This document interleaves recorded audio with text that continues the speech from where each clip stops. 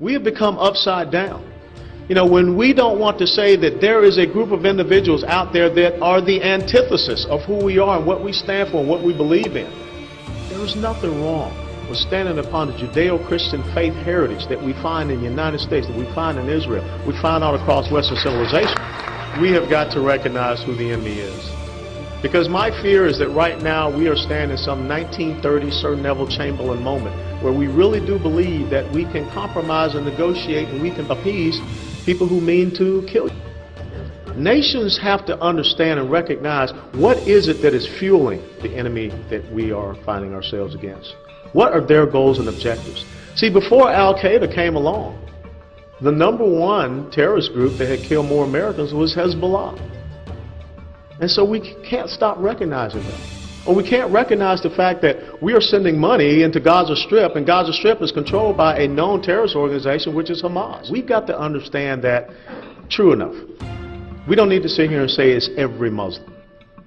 But there is a core group of individuals that if we're not careful, they can easily destroy this country. I had an interview last week with a gentleman from the London Daily Telegraph, and he said, well, don't you think that you're giving them too much credit, you're giving them too much, props or something like that?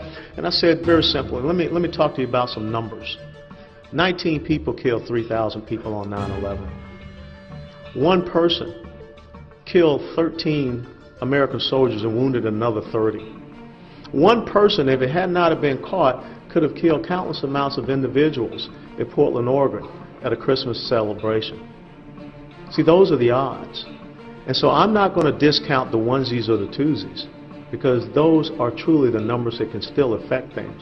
You look at what just recently happened in Iraq with the car bombing there. We don't need to talk about what happened in Netanya.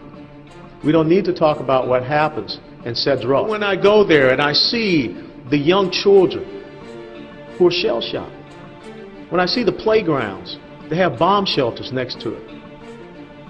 Why? Why is that happening? And that story is not getting out. See, after you recognize the enemy, another thing that we need to do, we have to win this information operations war. Because when that whole Gaza flotilla tape came out, I was sitting there with my wife and I said, Angela, those guys have paintball guns strapped to their backs. But no one really understood that they had to use their personal sidearms to defend themselves.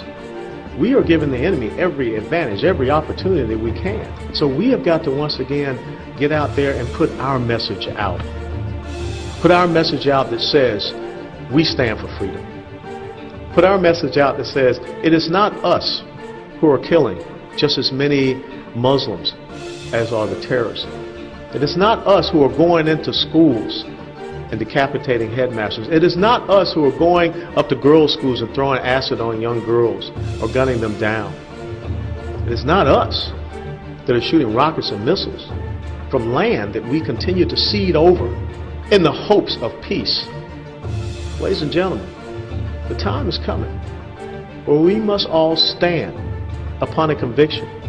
Look all across Europe, the anti-Semitism that is happening there.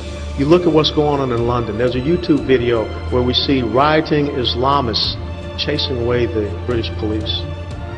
People afraid to walk around with their yarmulkes. People afraid to walk around and profess their Jewish faith in Europe. This is where we are in our country. When does the time come when we say, enough is enough? If you can't have safety, if you can't identify your enemy, if you can't stand up to that threat, then it's all for naught.